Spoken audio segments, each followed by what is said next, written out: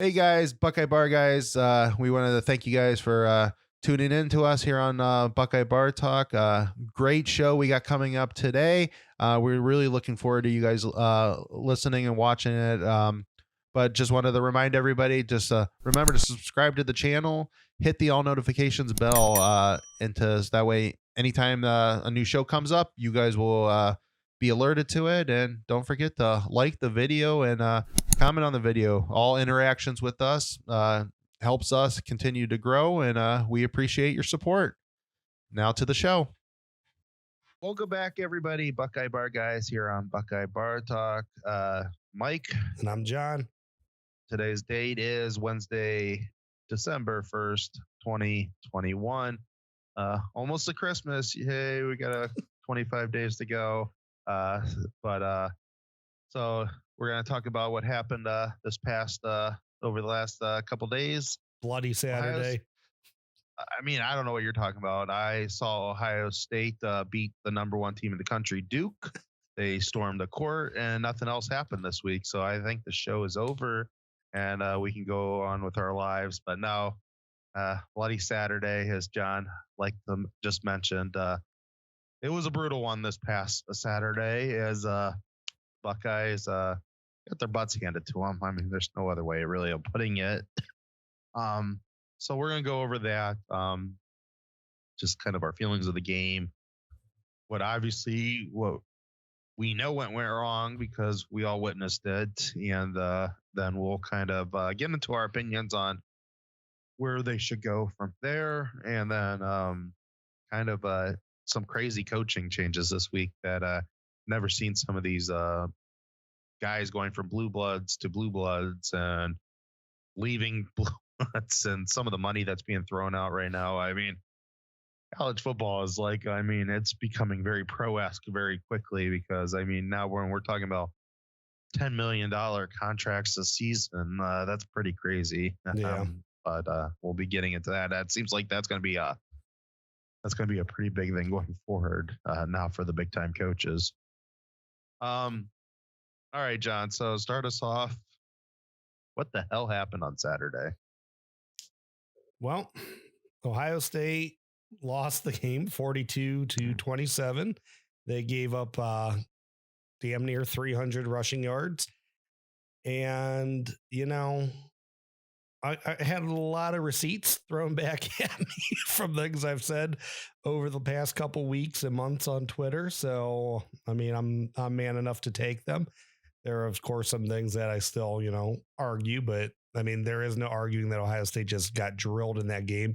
They got physically dominated. And, we had talked beforehand that Michigan, we didn't think they were, the athletes, the size, the strength and conditioning, that they couldn't hold up, that they didn't have offensively what it would take to beat Ohio State. And I said that this was a business. This game was a business for Ohio State.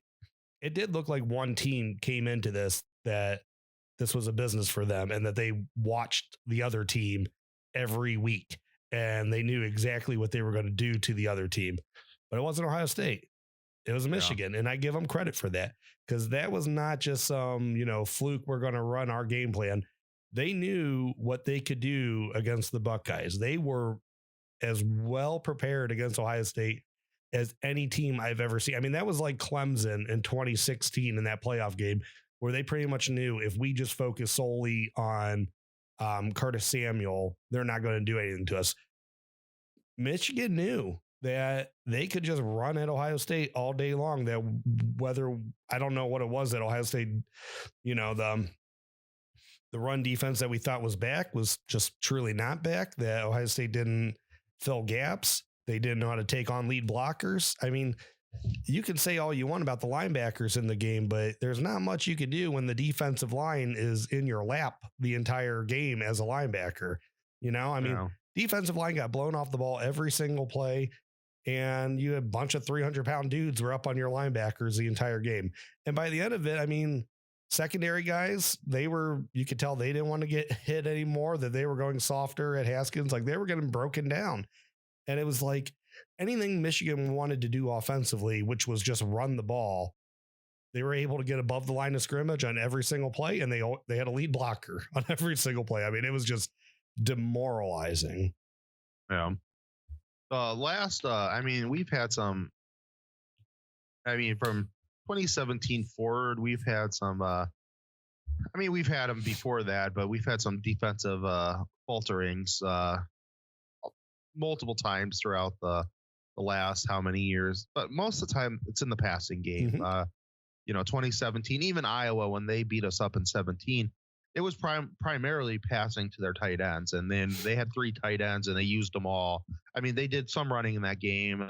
They were successful in the running game, but where they really killed us was throwing against our linebackers. Oklahoma did the same thing that year. Purdue, obviously, in 18 killed us like that. Last year, the issues we had were all, as you remember in Alabama, it was all primarily through there. This year, at the beginning of the year, it was the running games for, against Minnesota and Oregon. Now, Oregon, they killed us a lot on that outside. I mean, they always ran to that short side of the field, and we had nobody over there after they got through. It was schematically like our cornerback, they didn't know where to go in that man-to-man coverage, and they kept just leaving that short side of the field completely open. Now, and that seemed like that got fixed as they went to more of a zone defense. Linebackers were all facing forward, all that stuff. Obviously Purdue threw all over them for the most part, but I mean, that was the best passing team we were going to be playing for the next whatever. We said that they killed Michigan State, and I mean, we were literally, what they did to Kenneth Walker, we were, we were in a static. I'm like, there's no way Michigan can beat you. I mean, Hassan Haskins is a nice player. He's not better than Kenneth Walker, at least not this year. And so that was my opinion coming into the game. Now, what became very obvious to me is that the best defense against Michigan State was the fact that they scored 49 points in the first half, and Kenneth Walker was taken out of that game basically in the third series. Yeah. And because if Michigan State would have stayed close, maybe if they would have stayed more in the game and our offense wasn't just so on fire, we might have seen some of the deficiencies before this week because, they might have had some stuff to run on. I mean, you basically, when you're getting down by when you're getting that type of onslaught against you, you pretty much forget your running back's name. And, that was basically Michigan State. And so they went to a passing more offense, and that was that. This week, so yeah, we've been thrown on multiple times over the last several years. I've never seen us get beat up like that in the trenches. And it wasn't even like Oregon that was trying to run to the outside. Minnesota, they ran a 7-man offensive line front against us. I mean, that's not an easy thing to defend against, especially against a running back like Ibrahim. So I kind of, maybe a little bit rosy colored glasses on that one. Well, how many teams are going to run a 7-man front against you? And I'm talking about a legitimate 7-man offensive line. I mean, they were, their tight ends were actually offensive linemen. And it is what it is. In Oregon, they ran a lot to the outside in those short side of the field. Right, or they had that one up the middle at the start of the second half. But that was a huge play. Michigan literally blew our defensive tackles off the ball. The defensive ends they didn't even attempt to go at the defensive ends. They just pushed them out of the way, kept them to the sides, and just buried the defensive linemen, the tackles, and then they were able to get bodies up to the linebackers. And the linebackers were slow to get in the gap too. Yeah. I mean, everything went wrong on the run defense. We were absolutely, and I told you this, and I said before to other people, like what that game reminded me of, and I hate to give the guy any credit because he's been a winning coach before, never, won anything, but that reminded me what Jim Harbaugh and even I think maybe David Shaw had done it too, what they used to do to Chip Kelly's Oregon Duck teams. That's what it reminded me of, is just complete dominance and just kick the crap out of the defense. Yeah. And Ohio State should never be in that position. Yeah. And the crazy thing about Michigan is, they were a little bit more open book in the first half. I mean, they were throwing it a little bit more. Mm-hmm. They did a couple more trick plays. I mean, you think about the first touchdown they scored on. They did the flea flicker, I believe, was in the first half. Maybe the second half, but I don't remember. But they did most of their stuff was most of their, kind of expanding of the playbook was more first half. Ohio State they were getting stuff more. I mean, but the most we could ever get back to was within a touchdown. And that drive at the end of the third quarter, going into the fourth quarter. I mean, we take 6-7 minutes off the clock. We score a touchdown. That should have been enough time. Like, you get your defense rested up, and they should have been able to come and you get them game plan. Right. And you not only do they get rested, but you got enough time to get in their ears and get them jazzed up to go out there. Not that it should have taken that long anyways, but they should have been able to make a stop on a team that was just running against them. Like, you got to make Cade McNamara throw on you. And the one thing we know about Harbaugh, and Gaddis might be a more aggressive offensive coordinator. He might not be. Harbaugh, when he gets into situations where he's up, he gets super conservative. You think about the 16 game against the Buckeyes. I mean, he was super, super conservative in the second half. Yeah. He's like, I'm just going to let my running game and my defense win this. And that was basically their old plan in the second half of that game. It's just we never could draw them any. We could never make the stops to be able to come back on them. And our offense was actually really getting moving. I mean, they had their red zones issues again. I mean, we can talk about that, but they were starting to at least move the ball in the second half, much better than they even were in the first half. And it just, for whatever reason, like, I don't know why they kept up with 4-2-5. Like, especially at that point, you're in the fourth quarter now. You just had a good drive from your offense. They got 6. We're within a touchdown. Bring the third linebacker on the field. Take one of the safeties off. Bring the third linebacker in, and because analytics is a big thing in football nowadays, and your analytical approach should have been knowing how conservative Jim Harbaugh is going to most likely play this. Let's take our chances and make Cade McNamara, if he has to make a third down throw because we have 3 linebackers on the field, then he has to make a third down throw. And maybe with the third linebacker, we could get into a third and long situation, and that would have forced, and then it's okay to go back to the 4-2-5 and third downs. Play maybe more, kind of like old school regular football. You play 3 linebackers, you play your base 3 linebacker defense, first and second down, and then you move into the nickel package when they're in and even if they would have ran the ball in third and long, it's still less likely that they're going to get a third and long running the ball than it's more likely. So those third and shorts that we faced that whole time, I mean, third and twos, fourth and ones. Like, that's just the way that they were running the ball. You weren't stopping. I don't know what you're talking about. They didn't have a third or fourth down in the second half. I know that. You're thinking second and twos. Yeah, it was second and twos. The first half, they got a lot of third and twos, and I think that 1-4-1. Yeah. You didn't even make them make us a third down. They were getting so many rushing yards. They threw 5 times in the second half. They're not doing anything out of the ordinary. They're just running the ball, and they're running the ball at you, and it was just embarrassing. And I hate to be tough on college kids. For the coaching staff, it was embarrassing. I mean, I'm sorry that there has to be some sort of change that you can make to, not let them have second and twos. Well, I mean, 4-2-5. I get, we're down a lot of linebackers, but I know Court Williams and Craig Young are healthy in that game. Like, I think there's a point where personnel matters. If you're going to run a 4-2-5 in that game, at least get your bigger dudes in there. Yeah. Like Court Williams and Craig Young, at least give them a shot. Nothing against Ronnie Hickman, but you're still talking about a guy that is, anywhere from 180 to 190 pounds. Like, yeah, that's a very good point. I mean, Craig Young, Court Williams, you still have Eichenberg healthy. You still have Cody Simon healthy. Mostly. Yeah. You have Steele's healthy. So you have 3 linebackers. You have 2 bigger safeties. And Taraja's on the bench, and I think he could have been good in that game, but I know he had a rough year. So, I mean, but Taraja's fine for the most part. I think he's okay against the run, and where he's gets really out of place is when he's in passing defense and stuff like that. And sometimes going sideline to sideline. Michigan wasn't trying to go no sideline to sideline. Even the big play that they ran with Corum was pretty much right up the middle, and he ran that for 60 yards or whatever it was. Yeah. And yeah, I mean, they weren't trying to do anything fancy against Ohio State. So Ohio State should have countered that at the point, especially at that moment in the fourth quarter, when you get yourself, you're within a touchdown, 8 or what I think it was 8. You're within 8. Put your, make the change, make the adjustment. They're not trying to do anything special. They just want to play smash mouth, old school, Jim Harbaugh, Bo Schembechler disciple football. And so you got to make that change. All right. You want to go old school? We'll go old school too. And Right.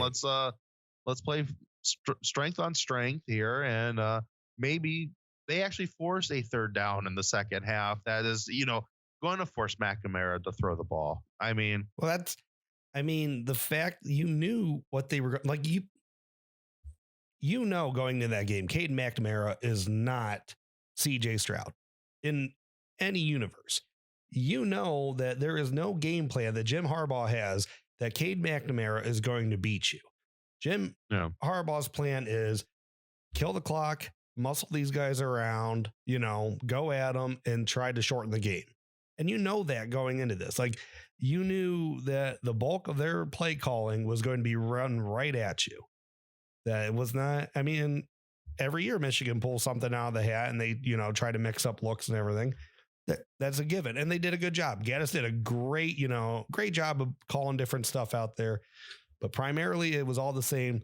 They ran right at Ohio State, and Ohio State needed, they had to know, and they have the athletes that they could have made Michigan put the game more in McNamara's hands. And it's kind of like an indictment on the entire defensive staff that they weren't able to do that. Yeah. Yeah. I mean, even all of them, much as I love LJ and I'm not saying that LJ needs to be fired or anything like that. But they all get Fs. The whole defensive staff gets an F. The whole defensive players get an F. They just, when you get beat up like that, you can't really even give anybody a D. It's like they dismantled you. And they all got to look at themselves in the mirror and where do you want to, what do you want to do moving forward here?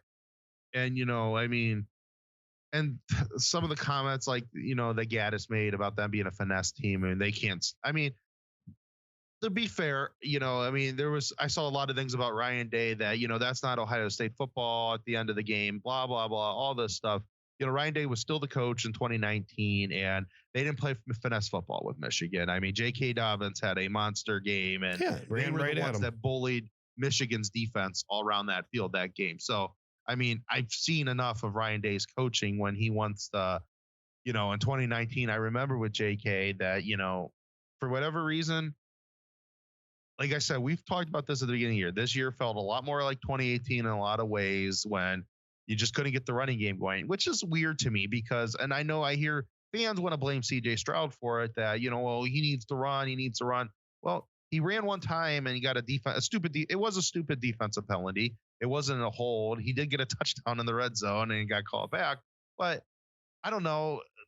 Almost every NFL team, a lot of the college teams, Georgia, all these teams, none of these teams have hard times running the ball in the red zone without having a running quarterback. So, I don't get where Buckeye fans, it was kind of the same thing with Haskins in 2018, where it's like, he's killing us because he won't run the ball. Well, it'd be like, why can't we draw up actual plays that doesn't actually we can use our running backs? Because, that's not a crazy concept in football that you can score with running backs in the red zone. Well, what I read, and I can't remember, it might have been Bobby Carpenter. I'm not sure. I read someone's kind of break down the offensive line just quickly, and I'd have to look back at it. But what they had said was with the 4 tackles, they don't pull.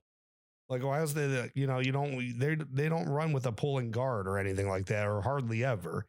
And these are all things that, help with running, getting lead blockers in front of people. Yeah. Obviously, let's switch to the offensive side then real quick. So just real quick on that, the 4 tackle thing was obviously a failure. I think it's at the point we can say that there was games where they looked fine in the running game, but when they came up against better defenses, they struggled. And there's no way to put it. And they struggled where it mattered most, always in the red zone and short yardage running. And they had BS penalties, but with Oh yeah, there was a lot of bad with a penalties. true offensive line with 2 guards, you could still have BS penalties. I mean, that's just undisciplined. It's I mean, that could go anyway. You can't blame that just on having 4 tackles. I mean, but I said it a bunch on Saturday though, so I'll only say it one time here. But I believe Matt Jones did enough even last year that he should have been a starter this year. yeah, I agree now with that. I think they probably should have. And we're not watching him practice. I know that, but he should have. They're going to have to play. I mean, they were going to have to play 1 tackle at the guards. I mean, their best 5 is Matt Jones with 3 tackles out there and a center. And especially when you with Harry Miller was with Harry out, and even that Paris.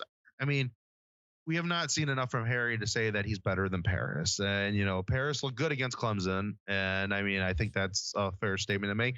And I think for the most part, he did okay this year. We heard a lot of good things about Donovan Jackson. There was a lot of good things about Donovan Jackson, but he's still young. I get it. Sometimes that takes the cojones for a coach to put a freshman out there. Freshman offensive linemen don't always come in ready, and that's a true statement. I mean, there's a lot of growth you have to go through. And he was, I mean, he's definitely going to be a starter going into next year. I mean, he looked good on a lot of those second teams things when he got in this year at different times. I mean, he got in there a few times this year. I thought he looked pretty good. Maybe he was able to start at the end and maybe not. The problem is they kind of backed themselves in the corner. And I know a lot of coaches, a lot of fans like to give coaches a hard time. Well, you got to play the best players, play the best players. Loyalty doesn't work. In reality, it's hard for a coach, and I don't care what coaching staff. I mean, everybody always points to the Tua or Trevor Lawrence decisions. I mean, like, well, how many times though is somebody else on Alabama's team that Nick Saban was loyal to, or a coach on that staff was loyal to, and somebody on Dabo's staff that they probably shouldn't be playing? I mean, there's got to be better players, probably younger, and some of those teams that didn't get the opportunities to play when they probably should have. So that is kind of a hard decision. Like, you got a freshman in Donovan Jackson, being like, are you going to really tell somebody being like, well, he's starting over you, and like, you kind of backed yourself in the corner when you move Munford down to guard. I think it's hard to say that over Paris Johnson, that this freshman, you were our top freshman last year. This freshman we brought in, we're going to start him over you because he's more natural in the position where we need it. Like, I think that is hard to, say to Paris Johnson, but I don't know if it would have, been as difficult to do. I mean, you could have, you could have moved Mumford to guard still, or no, you could have Paris at guard and had Matt Jones in there and just leave it at that. But yeah. And probably then when you're going off the whole Paris thing hard, I mean, probably in Paris's mind, and it might be true, it might not be true. I mean, we both have liked Dwan this year. He had a little bit of a hard game on Saturday, but he's done pretty good for the most of the year. But they all had hard games on Saturday. They like Paris, well, we're going to put Donovan Jackson in over you. And Paris might be thinking, being like, well, I'm a better tackle than Dwan. Why am I, give me an opportunity to play the positions that I was brought in here to play. So they actually did shoot themselves in the foot with trying to get the 4 tackles on the field. And they made a mess of that. And I think they probably, and I've said this before, is that maybe, Munford might have been the 3rd best tackle. And then they kind of got in a weird spot where, MPF, he should probably be playing left tackle. We want to keep Munford on the field. Dwan's looking really good, but we also want to keep Paris on the field. And I think they try to maybe make too many people happy. And you were probably going to have to play a 3rd tackle, and they just had to make the decision which one of them were actually going to be sitting on the bench and who the 2 tackles were. And if those 2 tackles were Paris and MPF and Munford is the guard, then like, well, I mean, it is what it is. I mean, you got to go play guard. If that's the type of positioning the coaches were going to take. But yeah. Well, and we mentioned they struggled mightily in that game. I mean, there's no reason, and I know I didn't give Aiden Hutchinson enough credit, and I'll admit that. But that's me as a fan. I've seen him a couple times. Like, I never thought he was really, that great. I didn't watch every snap of every play for Michigan this year, but I mean, going into that game, your team should know what you're going against. Like Ryan Day and Stud and Kevin Wilson should have known what they were going against in that dude. And it should have been like Chase Young in 2019. Like it was like Ryan Day or, Stud. They were like me last week during this. I'm like, well, Aiden Hutchinson, he's not that big. How's he going to go, around those mountains of tackles? It's like the guy was good. Like at some point, he actually bull rushed a few of them and knocked. Well, right, he didn't go around them. He went through them. I mean, there is no reason Aiden Hutchinson should ever be knocking Thayer Mumford down, but here we are, and Petit Frere, maybe even Dewan in a play. I don't know, but I know on the one play, I mean, he didn't knock him over, but he went to the outside. Dewan actually read it perfectly, and he came right back across Dewan's body, and I think he got a sack there or forced a sack. I don't remember. Maybe Ajabo got that sack, but he was the one that forced him out towards Ajabo. But it don't matter. After the first quarter, though, why aren't you double teaming that guy? I mean, it just it made no sense why no tight ends chipping or running backs not going up and pass block assistance or anything like that. Like he should have been circled. Like we got to get 2 bodies on this guy. We can't handle him right now. And I know they made the switch to Matt Jones later, but they probably at that point, they probably should have made the switch then, went back to a more traditional offensive line, and then get your running game going. And you want to know the best way to get Aiden Hutchinson off target and stuff like that? Run at him and, force him to become more bodies are hitting him and trying to push him backwards and stuff like that. And, that's always been the way you deal with and sometimes you lose that way. Sometimes those defensive ends are impressive. They're more stronger than you think they are. But that's also the best way to take on defensive ends. The defensive ends that are running, ruining your offense, then you just run against them and you force them to play a little bit on their back foot. And, when they're always pushing forward and stuff like that, then, you kind of get what you got coming to you. And that's always been my thing. Sometimes the best pass block is running the football and Ohio State got away from that. And we saw in the numbers, there's definitely a tell when we're running the ball. Yeah, we are starting to see what the tell was. They released that, and I would like to go back and maybe look at some of the other games where they had trouble running the ball because there are some issues. We still have trouble running it out of the gun too. So there's more to it. Maybe it's just the lack of someone pulling, someone, staying back and hitting that backside defensive end, tight end, crashing down on that end. Running traps, different things against some of those, players coming in. But, when they go out of the pistol 9 times in the game and all 9 times are a run and they go out of the gun 37 times or whatever it was and 5 of them are runs, well, defensive coordinators, especially defensive coordinators that have spent time in the NFL, they can see stuff like that. And I get it, we've had a hard time running out of the gun this year, but maybe it's because we were never running enough out of the gun. We for whatever reason, we thought we were running more out of it than we really were. And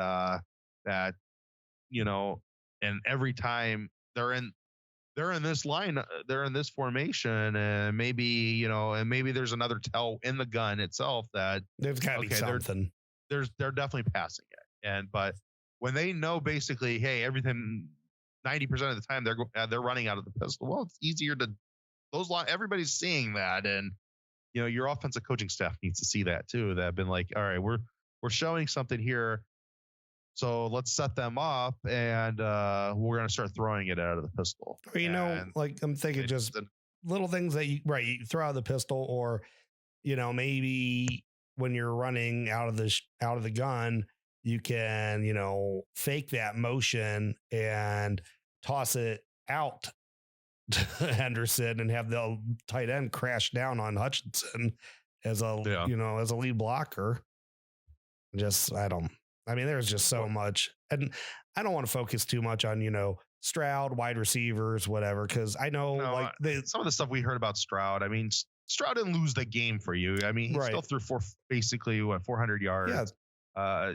He had a good game. I mean, Hutchinson did his face every play. Like, yeah, your offensive lines had issues. You're not establishing a running game, and the only time they're doing anything is through the air. You have great receivers and a quarterback that get them the ball. I mean, there's nothing that I don't know if is he going to be able to win the Heisman or not, but there was nothing in the Michigan game that I felt that ruins his Heisman opportunities. I thought he played good against Michigan. No. He played good enough to beat Michigan. Where they couldn't beat Michigan is because your offensive line, how many times they get into 2nd and 4s and then they get a 5-yard penalty and push them back. Right. Anytime. Stupid false start. Yeah. Anytime that they had anything positive, like that they could close the gap in that game, they had a false start the next play. Yeah. Your defense gets ran over. Your offensive line is still having a hard time opening up running holes. There's just a lot of different things that happen that are outside of CJ Stroud. So, I'm not going to kick him in the butt for that. He played good enough to win that game. They could have come back and beat Michigan. Right. And Olave and Smith and Jigba, they both had uncharacteristic drops, but the Olave one was big. I can't really remember Smith and Jigba's one in the first half, how, huge that was or anything. The guy also had one of the greatest catches I saw while just getting absolutely molested out there, and they didn't call pass interference. Not that mattered, of course. This was not a blame the refs game whatsoever. No. But yeah, Olave dropped a touchdown that he should have got. It was behind him, but he should have got it. He's a good enough receiver that he should have got that. Still struggled, in that first half with scoring. You end up with 2 field goals. And I'm wanting to ask you tonight, do you think if that game's 21-14, so you convert on those, right? How aggressive is Ryan Day coming out in the third quarter? I feel like because he was down, he didn't want to do anything crazy on that first drive. And even though it was only down a point, I just felt like I know it's the first drive of the half, but the 3 runs in a row. First 2 were successful though. He gets 8 yards off of them, and they lose 2 on the third one. It was a play that, they go right under center. They don't do that ever. And it's like, Michigan was like, all right, they're definitely running it here. And they did. And they stopped them. And sometimes tempo can also hurt your offensive lineman. Your offensive lineman. Well, we've seen it this year. Yeah. And I've seen it with other teams too. Sometimes when you're trying to quickly get that third down play, your linemen don't get that extra second, those extra couple seconds to get set, get their you got to kind of look around. You're looking at the defense.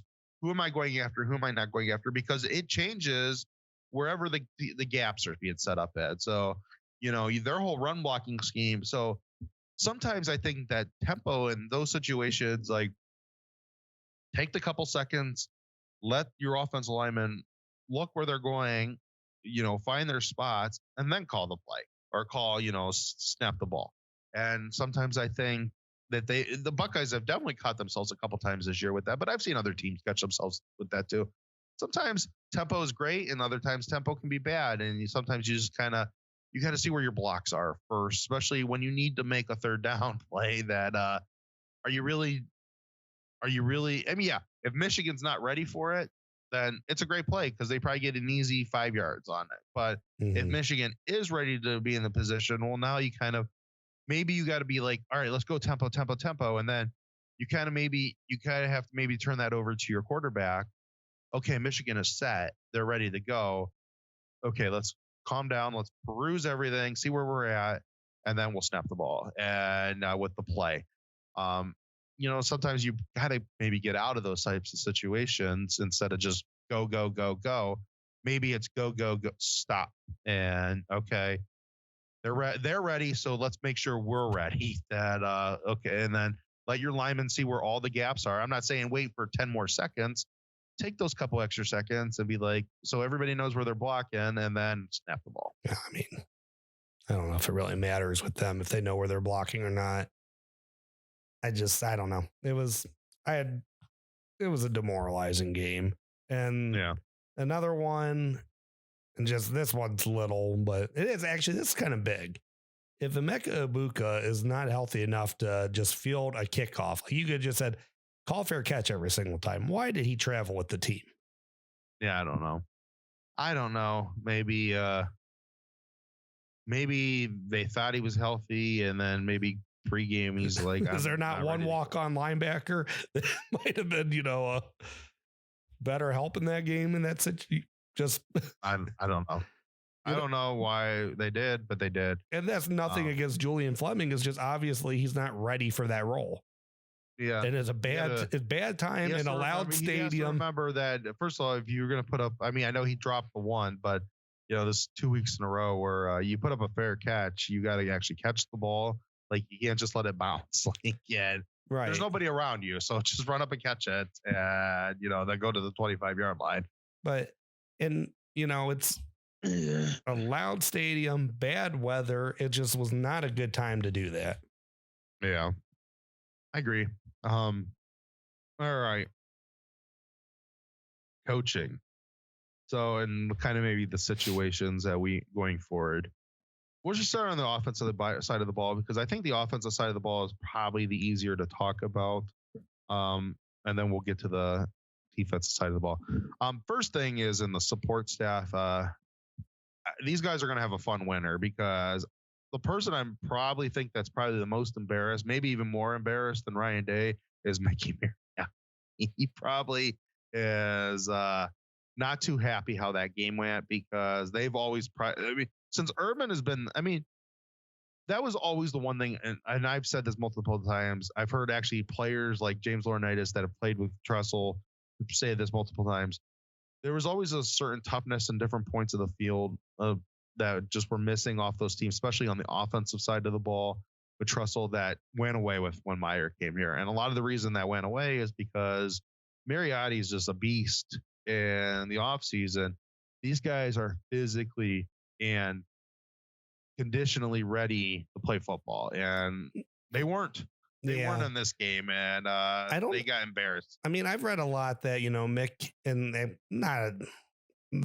I read a couple comments since that game, that Mick's approach might be a little too old school. That a lot of these other teams' strength and conditioning, they really imply a lot more science into it now, and I don't know what that means. If it's more like functional athleticism, which I think Mick does a pretty good job at anyways, or if it's like pad level stuff, if it's leverage. I'm not quite sure all what they're saying when they say it's more scientific backed or science backed strength and conditioning. But if that's true, we're starting to lose an advantage because of that. We got to look at that. The only place maybe I disagree on that is that when he first got here with Meyer and stuff, they were the ones that introduced a lot of the, different sciences into stuff. They put all those sensors on their bodies. They had the nutritionalist that actually designed a meal plan for every individual one. So part of it, they went through a lot of those different things, and this sensor saying this person's too dehydrated, he needs to go later tomorrow and drink more Gatorade. And they did all that stuff. So I don't see, like, to me, leveraging and where you're supposed to, that falls more on the coaches than that should be falling. I mean, Mick's whole job is just get them physically and emotionally ready to go play football. And it's the coach's job to develop them what they are and aren't on the field. But I'm saying, if you could, if you can incorporate into their training how to make them more explosive in the positions that they need to be, maybe that's something that they got to look at. And maybe it is. And it just seems like and maybe that's just the perfectionist of Urban Meyer, that maybe Urban sees that stuff because he's just, and I don't know if Ryan Day maybe sees all that. Maybe Urban does see stuff like that because he's touring around everywhere in the off season. He's doing this, he's doing that. This guy does it this way. Oh, I watched this video about how this NFL team does it. Right. And hey, Mick, you need to go do that. And maybe we need to look into that. And, because that's how Urban always was. Right. That's how he was. He was always trying to get better. And, he was always looking at different things like that. So, so that could be a difference that, maybe hasn't been getting the kick in the butt the last couple of years. That we need to incorporate more of this into our strength and conditioning program. So yeah, maybe that is something they have to look at. But I mean, Mick's job is safe. I mean, oh yeah, they're gonna have a fun winter workouts. I can tell you that their winter workouts prior to spring is going to be are going to probably be pretty fun. Mhm. He'll put them through hell, and rightfully so. I think if there's going to be a move, I think our biggest move, it needs to be on the offensive line. I think I've always liked Stud. I've actually defended Stud a lot against the critics that he can't recruit, because to me, offensive line recruiting is always different in that area, because that is more of a position you develop guys necessarily than if you get a big super 5-star kid. How do they develop with the rest of your staff? You want them all developed together because they need to play as one. I've always said that, and I still believe that, but I saw a lot of stuff this year, and maybe that was just your head coach liked the idea and be like, I want to play with 4 tackles, and so we're going to make this work. And and if that's the situation, then Ryan Day needs to he needs to rethink some of that stuff and maybe let your coaches do some more. But I think that maybe it's time to go in a different direction on the offensive line, bring in somebody else, a different voice in the room that maybe it's a change of scenery is needed there. So I think that's probably something me and you both agree on. What's your thoughts? I agree. And, I really don't, I think Stud's run his course with the team. So I'm not going to I hate being that guy. Like, oh, they need to fire this guy. Like, I'm not an offensive line coach. Like, he's obviously, better at what he does than I am at what I do. So it's not but he's not immune to criticism. And I just think, and you had brought it up about 2018 also. There have been 2 times in the last, how many years that there's really been a failure at running for Ohio State. It was 2018 and this year, and you could pinpoint both of those and say these are the 2 years we didn't have running quarterbacks. And you and I both know that is a BS reason why your team can't run the ball is because you don't have a running quarterback. So I see fans that comes onto a play caller, and that comes onto your running scheme. If you can't run the ball because you don't have a running quarterback, your blocking isn't, I don't know if it's not complex enough or you're not doing something right. So that all goes into, their development, their training, how they're being told to block, because that has never been true that you need a running quarterback for your running back to be successful.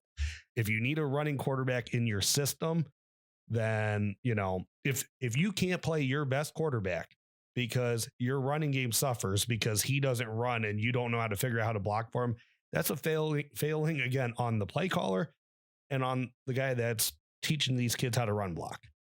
Yeah.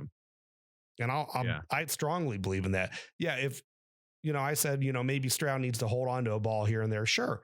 Maybe that would have helped, but that's not the reason why we couldn't run was because of Stroud. It was because of the run blocking. Yeah. And, and doing run blocking and maybe calling running plays that, puts that zone read into it that, your quarterback can keep in it. So yeah, that's definitely on the play callers. That's, as you said, and it's on the scheme because just run at them. This, Cade McNamara cannot run. He ran the same amount of times in that game as what CJ Stroud ran. Maybe one less, actually. And Hassan Haskins ran for 300 yards. So right there, proof in the pudding of the last game you played, you do not need a running quarterback to be able to run. And he ran for 5 touchdowns in the red zone, all goal to goal. Oh, that was embarrassing. Yeah. Michigan has no problem lining up and just pushing your guys back. So, how hard it's football 101. I'm sorry. There's no complexity in lining up and playing smash mouth. It's goal to goal football. Mm-hmm. And all we got to do is we got to move our running back across that line. That's basically, it's as a guy who played offensive line in high school. And I know it's high school and all that stuff. Playing physical, hitting each other at the point of attack is usually early on in the practice things because those are usually the most basic stuff of football. So I agree with you. And he doesn't like to recruit anyways. I mean, yeah. And I think someone that is better at the job. Yeah. And maybe his back issues this year caused some issues too. So, I mean, it's time, I think, probably for both parties, it's time for them to move on. Mm-hmm. So I would like to see them find an energetic recruiter and somebody who can teach schemes that, hey, I don't have a running quarterback. Okay. We don't need a running quarterback. We got Mayan Williams and Trevion Anderson. We have 2 damn good running backs. And we had Master Teague too for this year. I mean, he'll be gone, but going forward. But we have 3 guys that should be very easily able to move the ball into the end zone and the red zone. And yeah, exactly. All right. Now, somewhere that we might differ a little bit on, I kind of told you where I was going last night with this. Now, I threw a name out there. It was JT Barrett. I'm not saying we have to hire JT Barrett as the quarterback coach. I think JT Barrett would be a hell of a coach, and I think he understands. He might not necessarily have all the tools to play quarterback. He understands the game of quarterback. He's tough. He's a leader. He has energy. He's all that stuff that I see kind of like Brian Hartline had. Because people are going to be, well, he's never recruited for. Neither did Brian Hartline before he did. And I think he has that leadership. He has that love for Ohio State. He has all that rah ability that can go into and sell somebody and to, come into a program. And you still have Ryan Day that could close on a quarterback after that. The reason why I think we need a new quarterback coach, and whether that's JT Barrett, anybody else, it doesn't matter. I like Corey Dennis. I think he's a pretty good recruiter. I think Ryan Day is spending too much time with the quarterbacks, and it could be his way of being a quarterback, could be what's taught upon, but you need a quarterback coach that can actually coach that, because Ryan Day needs to pay more attention now going forward. He's the CEO of the team. He needs to be the CEO of the team.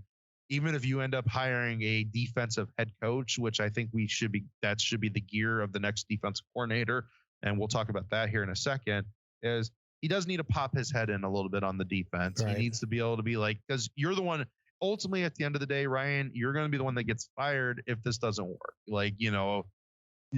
Ohio State, they're not the SEC. They're going to allow coaches to be coaches here and work through some transgressions and stuff like that.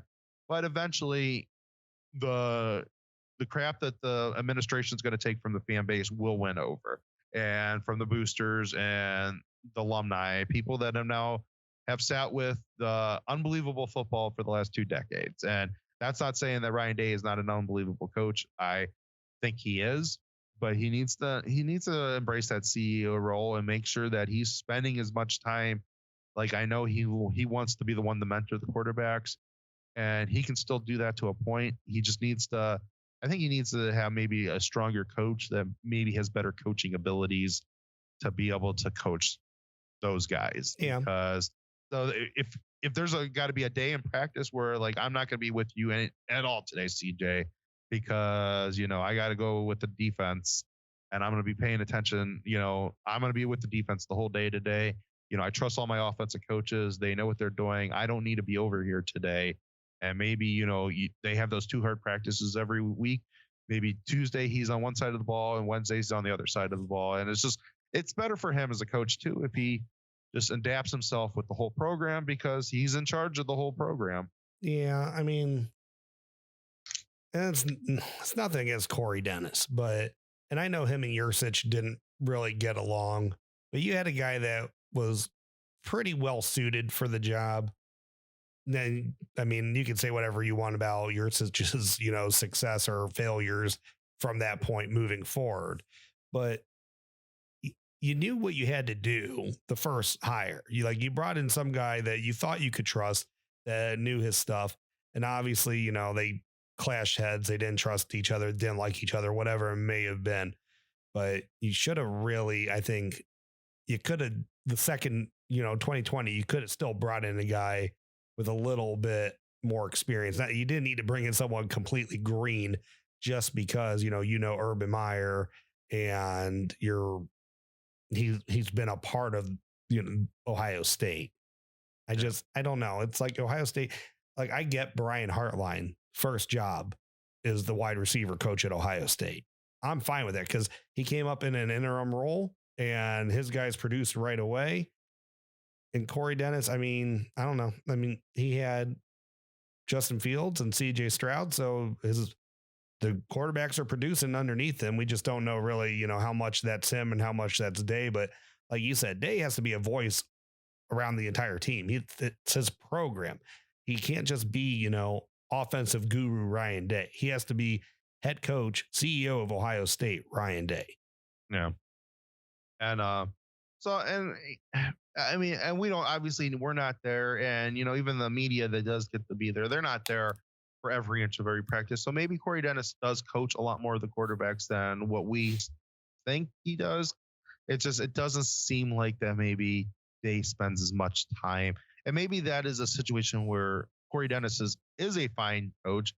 Ryan just needs to let him swim a little bit more on his own and be like, hey, maybe that's something maybe that's an internal thing in Day that he needs to break. That it'd be like, I need to be the head football coach, and you're the quarterback's coach, so it's your responsibility to make sure they're ready and stuff. I will check in on them. Here's the quarterbacking philosophy that I want you to coach them on, because this is what this team does. This is our team. I'm the head coach. This is the quarterback philosophy I want. But you're the coach now. You take that philosophy, you go teach them. You're with them every day, and and you're gonna have to start, and you're gonna get proud out a little bit more on interviews than you've been in the past, because you are the quarterback's coach, and so it is your responsibility, because my focus needs to be everywhere. Yep, I agree. All right, defense, and this is gonna be the fun one. Tony Alford and Kevin Wilson. I don't think either one of them's touchable. No, I love. Well, Tony Alford's definitely untouchable, and I feel so bad that I doubted him a little bit after 2018, which that really wasn't his fault, because he got a good running back in 2018, just didn't work out. And then 2019 is just like, you struck out with B. John and you Kendall Milton, and again, it really wasn't, or no, was that 2020? Yeah, it might have been. I think it was the 20 class, because they're a year in front of Henderson. Okay, so why am I? Who am I thinking of 2019? Oh, that's just when you got Crowley and Steele, and because he missed on some guys in that one too. It's just but he's done a hell of a job developing guys. He's gotten really good guys. He's getting really good guys. So yeah, I was a little overly skeptical on Tony for those years, and I mean, I know a lot of people give him crap about Bijan, but that was more of a family thing than anything. We all know that. We all know that he silently committed to Ohio State. He told him he was coming to Ohio State. They thought they won that one. His family didn't want him to, or at least part of his family didn't want him to go that far away.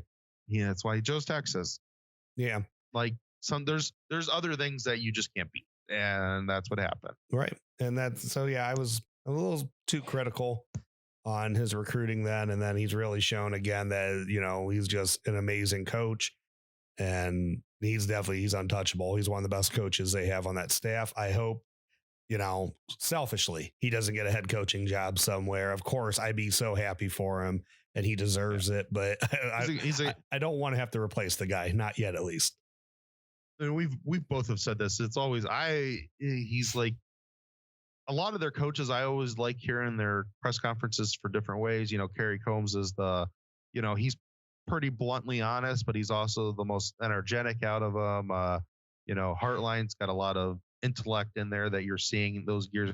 Tony Alford might be the best interview out of all of them. He's so smart. He's got a good sense of humor about him. I mean, you could tell the dude's been around the world a little bit when it comes to football, and he understands what he's talking about. And he loves his players. And so I really like him and LJ are probably my favorites, just because you get the kind of the same thing with LJ on the other side of the ball. They've been around the game for so much that that they know what they're talking about, and they also know how to really put it in layman's terms. And that's not always the easiest with some of those coaches that that maybe you can't all be Xe and Oe when you're talking to the press. That you just got to be more of a kind of a genuine person that's able to break it down in much simpler terms, and those guys have that, and I like that just because it's just easy to digest. Defense, all right, I know we're both in agreement here. They need to go out and they need to spend some money, like real money, especially with some of the money that's being thrown around in college football now. And so that real money might be $3 million, but you're a big boy. You got to spend big boy money. They got to go find a defensive coordinator that is defensive coordinator, play caller. Defense is his job. Maybe Ryan Day comes over. Like we said, Ryan Day needs to come over a little bit more, but he needs to have a competent person over there that is in charge of the whole thing. Yeah, agreed. I mean, you can't have guys that don't know what they're doing. That, like I said, I don't like guys getting their first crack at things at Ohio State. This is why you go to other colleges, your group of fives, or especially the coordinator position. Right. Maybe at some of the position coaches, if that's your first job, even at Ohio State, we've seen it with Heartline. We've seen it in a couple other spots. That can work. But to be that guy, the coordinator and stuff like that, gotta let I think they have to have experience. Right. And they gotta know, how to game plan for certain teams. Like, you can't just say this is what we do and we're going to do that, be stubborn as hell, and win or fail, we're going to keep playing this way. Like, sometimes you got to switch it up. Like, and it has to make sense while you do it. Like, going against Alabama in a 4-4, that makes me think like you didn't watch any Alabama film past 2010. Like, why are you going against a 4-4 against that team last year? Well, all they did was rocket the ball out of, Mac Jones' hand and RPO within second and a half every single time. Like, I mean, he was essentially like Tom Brady in college football last year. And Jeff Hafley, he ran, a single high 4-3 look. But then when we play Wisconsin, we go to a 4-4 and we don't miss a beat.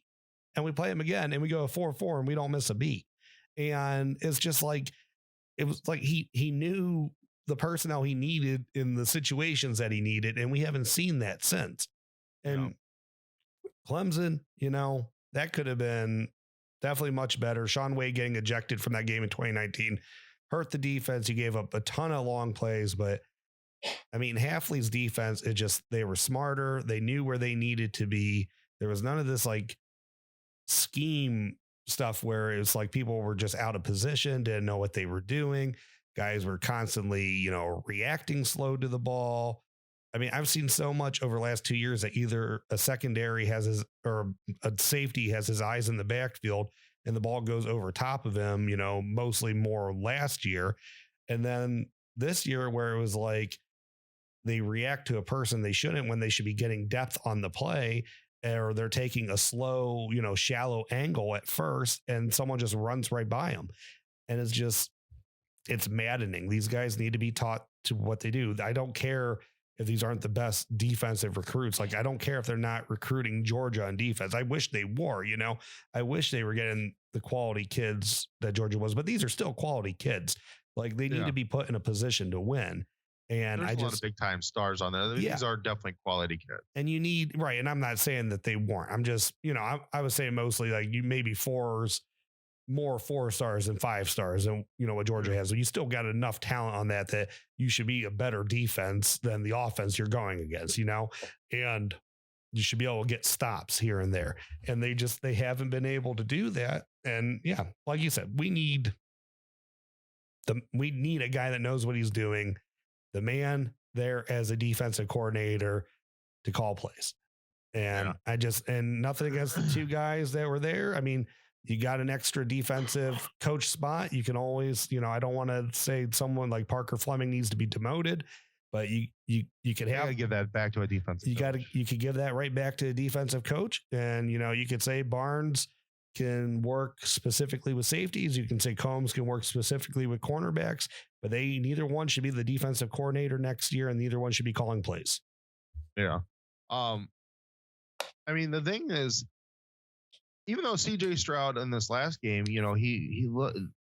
Ohio State was moving the ball, but the thing is, and Joel Klatt talked about it in the game, is that, that McDonald, he was making Ohio State work. And sometimes Ohio State gets off track when they have to work too much. And, they do great when they can go 3-4 plays and go, hit CJ or hit Olave for a 50-yard touchdown, or, one of the running backs break one open. And they've done that forever for the last decade. Even, maybe not as much under Urban, because those early years with Urban, there was a lot of, he was okay with working too, because he had his style of offense. Oh yeah, that worked with Hyde, Braxton, or Barrett and Zeke. They could grind you down the field. So yeah. And they all could break. I mean, maybe not as much with JT, even though he does kill Minnesota on the one, but any one of them could also break one to the house whenever you could be grinding, 60 yards gone. I still don't know actually whose touchdown was slower, his or Jaron Cage's from this year against Penn State. Yeah, that's true. But like Don Brown, he always had such a, Ohio State knew what he was doing, so Ohio State could throw on him, and that. So we kind of need to find a coach like I don't get every time we're being too complex, so we have to simple it down. And then Michigan comes in the game is like, this is the most complex secondary that Ohio State's going to play all year because this is an NFL secondary, and they're running it fine. And right. CJ Stroud's getting yards and stuff against them, but they didn't give a crap if I think they knew CJ Stroud was going to throw for 400 yards on them, and they were fine with that. No, they didn't as long care. as they weren't scoring as long as they kept them out of the end zone where they needed to keep them out of the end zone. We kind of got to get back to some of that mindset, and we haven't had that mindset since Luke was here as the defensive coordinator, and and I know you said that we can move Barnes back to safety and move Combs to cornerback. My opinion with it is LJ right now, if he wants to keep coaching, there's been some rumors maybe he's thinking about hanging it up. And if he decides to retire, I mean, the man's a legend in the sport. He's a Hall of Famer. He's going to the Hall of Fame.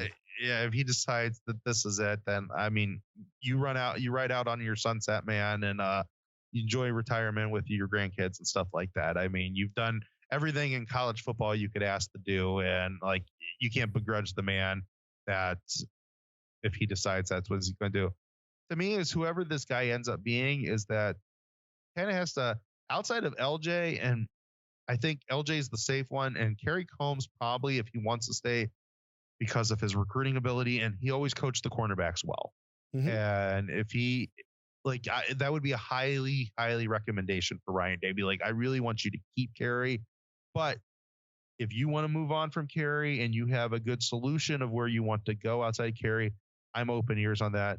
I just don't want LJ touched if he wants to still be here. And then I think the new guy kind of has to be in charge of it. He needs to be like, this is who I want to coach linebackers. This is who I want to coach. This is where I want my fifth coach to be. And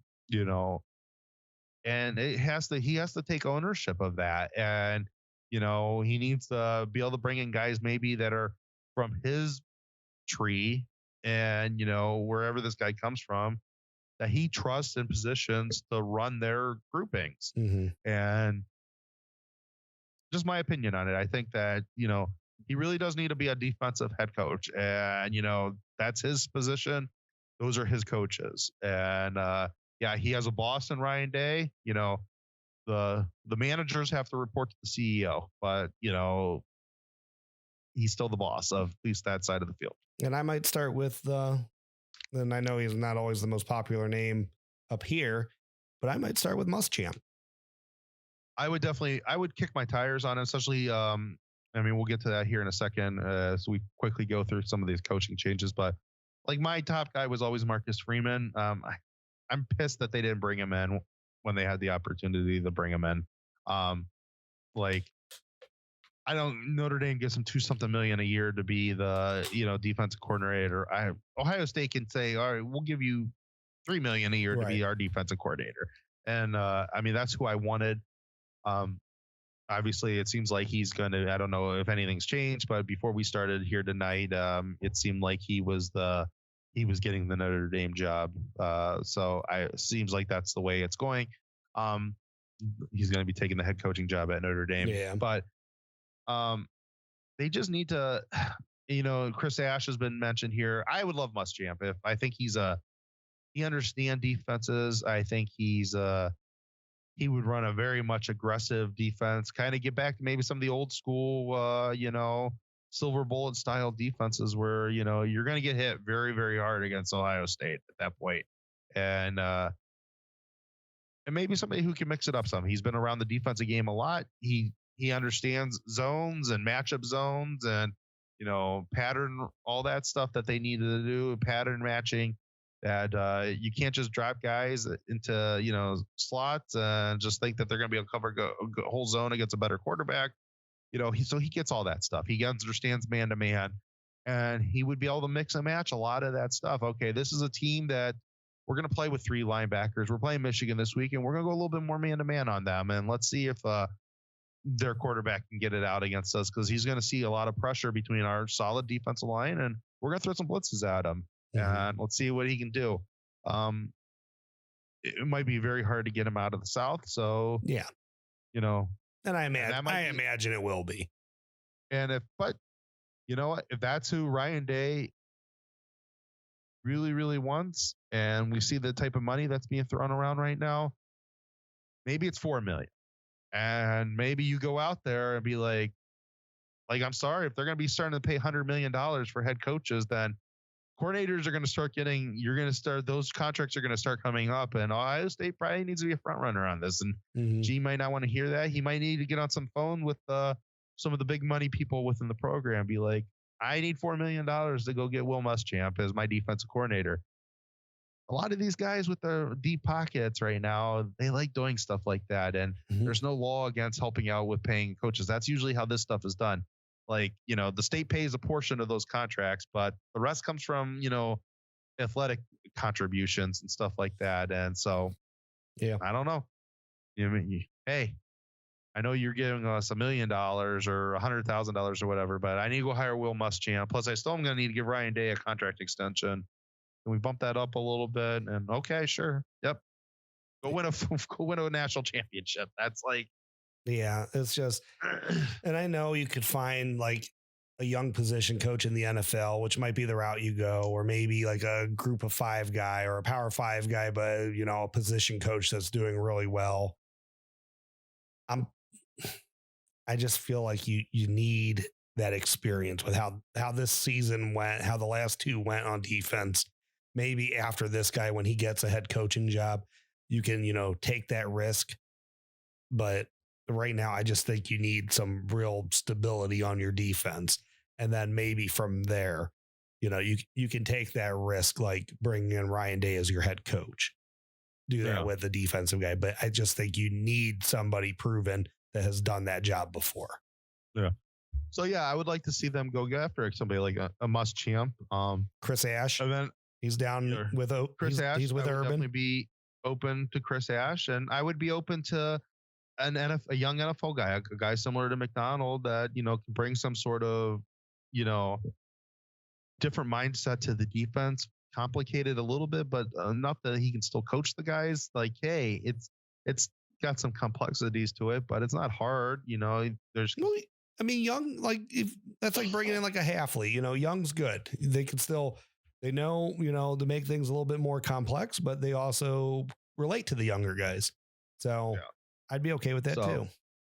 And then the big thing is, LJ safe if he wants to be safe, and, maybe, probably Carey safe if he wants to stay.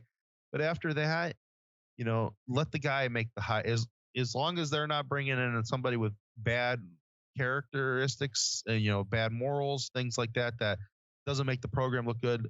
If Ryan Day, unless he has a real moral issue or, ethical issue about a guy that they're hiring, he should just let the defensive coordinator do the hire. You bring in the guys you want. If there's an issue that they can't get through our due diligence, our background checks, or whatever they're going to do on the guy, that's a different issue. And we'll have to talk about that because, but as long as he can pass that and he's a hell of a coach and you want him, you think he works well with you, fine. I don't care. We'll bring him on, and, and I'm sorry. And that's just the way I'm thinking right now, that, hire this guy, then let him go hire whatever needs to be filled out and give him the full stable of coaches, so if that means, Parker needs to go, then I don't want to say that. I mean, I think he's a good guy and stuff like that, but we can't have one of the 10 coaches be dedicated just to special teams. Right. Yeah, I agree. That's Just get it done. Fix this defense. Yeah. All right.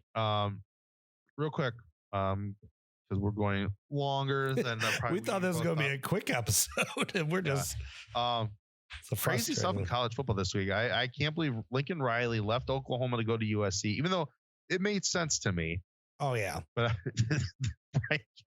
going to LSU kind of really mind blew me on that one. So, I mean, that's crazy. You're leaving blue bloods to go to other blue bloods, and I mean, the money that's being thrown out right now. I mean, it started with Mel Tucker still a couple days ago, but like it's insane. Brian Kelly's getting $95 million. Lincoln's getting $110 million plus, 2 houses bought from him by USC, a house in California. It's insanity. I know. And I thought it was very rare when Jimbo did it a couple years ago at Florida State. And it is, because we really haven't seen it since. When he went to Texas A&M, I was like, man, that's just a wild move. And it's kind of like, but that one was kind of more like, he might have saw the downfall of Florida State happening, crap hitting the fan, whatever it may be. It's time to, like the snake oil salesman, it's time to leave Dodge. It seemed like he wanted a couple things too. I mean, they've been pretty notorious for having kind of a crappy facilities down there. Yeah. I don't think Florida State was budging on some of those improvements. And I think he just said, screw it. I'll go, nobody in the SEC right now is complaining about spending money on anything. I mean, right. What's Florida getting ready to open up like some sort of like multi-$100 million facility? And like, you know.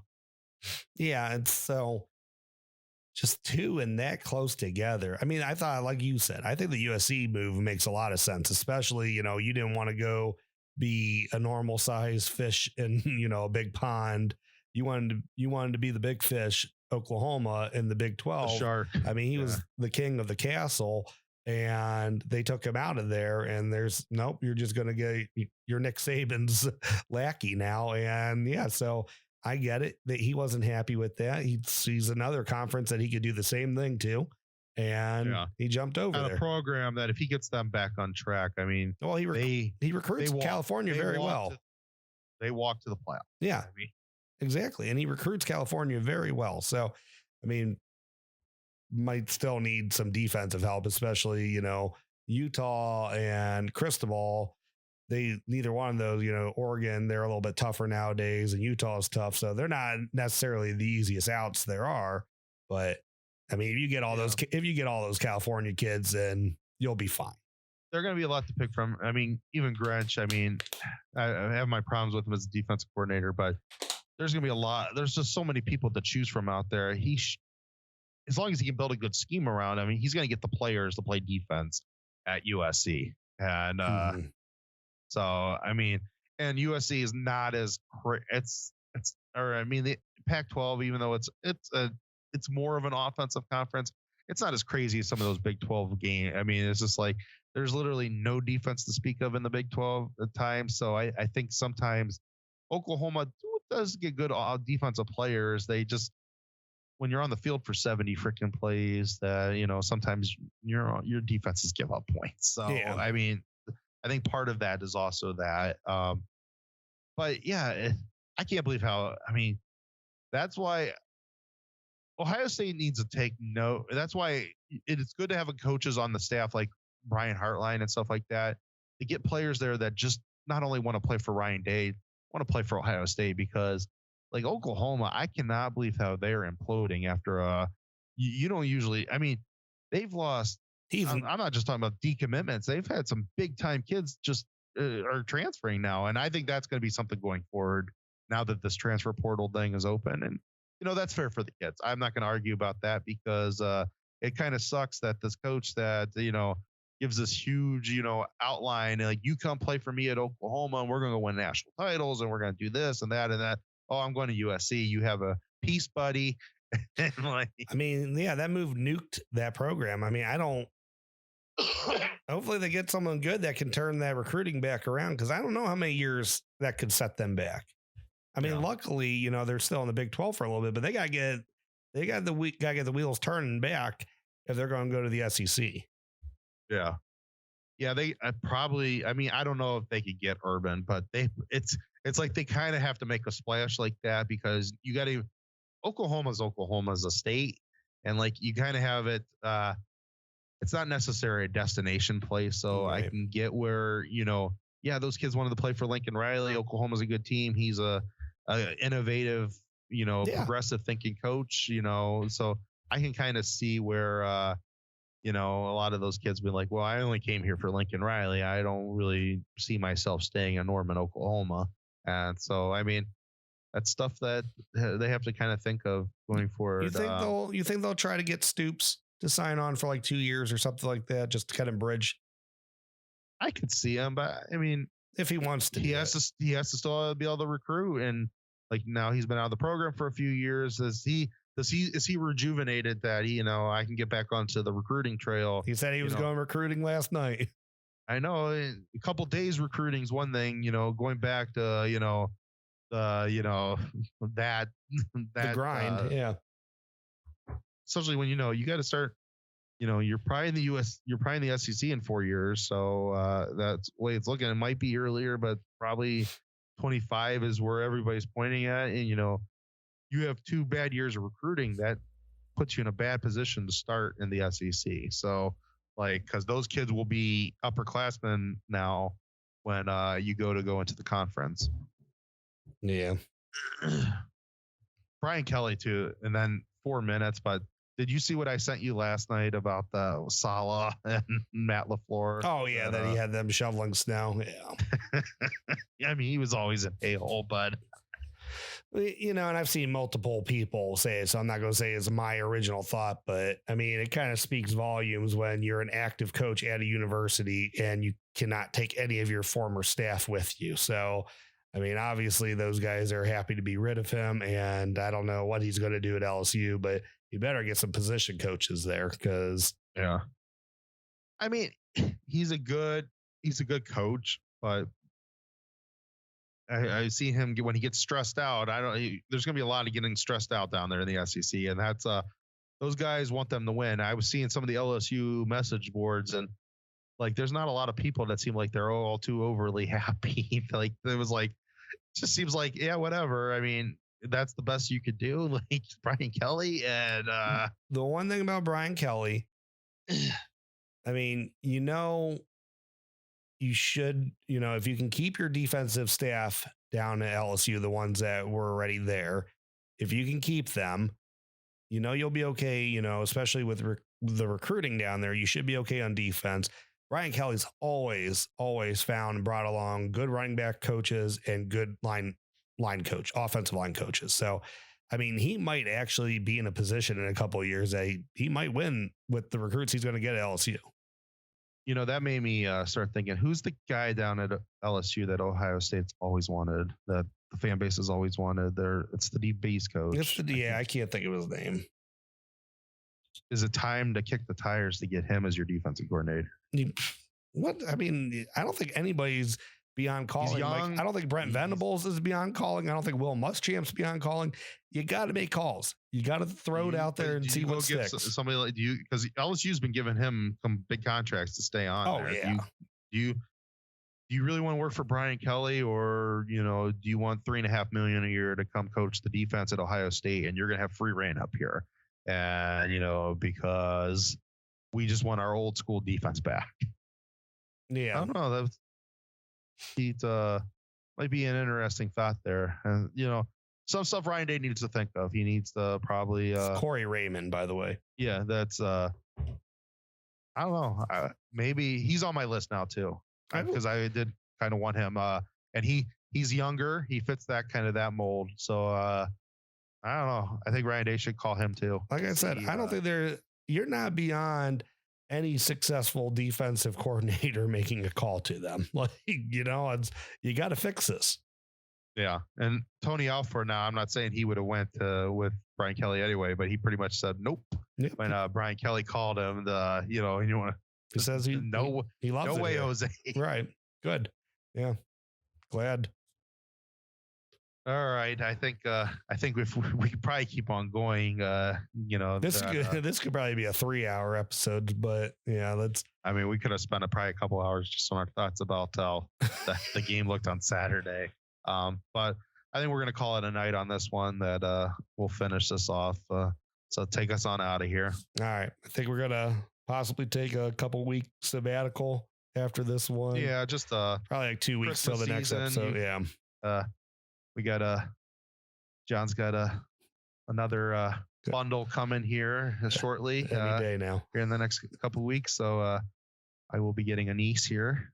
So Yeah. so a lot going on. It's the holidays. I mean, obviously we got. We'll talk about once we figure out where we're going to the bowl game. Yeah. Once we, TJ Stroud could still win the Heisman. Stuff like that. He might get invited to New York. So we'll be on top of all that stuff, and we'll throw some shows out. And hey, here in a couple weeks. Purdue basketball is pretty good, so maybe the Basket Bucks can knock off another number one this year. Yeah, be pretty impressive. Yeah. So, okay, well, thank you everyone for stopping in tonight to the Buckeye Bar. I'm John. I'm Mike. OH. IO. Thank you for tuning in to this week's Buckeye Bar Guys on Buckeye Bar Talk. Don't forget to subscribe to the channel, hit that all notifications bell so you see when new content is added. And please remember to like and share so we can grow our audience. Don't be afraid to comment. We want to know what you're thinking, and we want to know what content to add for you guys. OH. IO.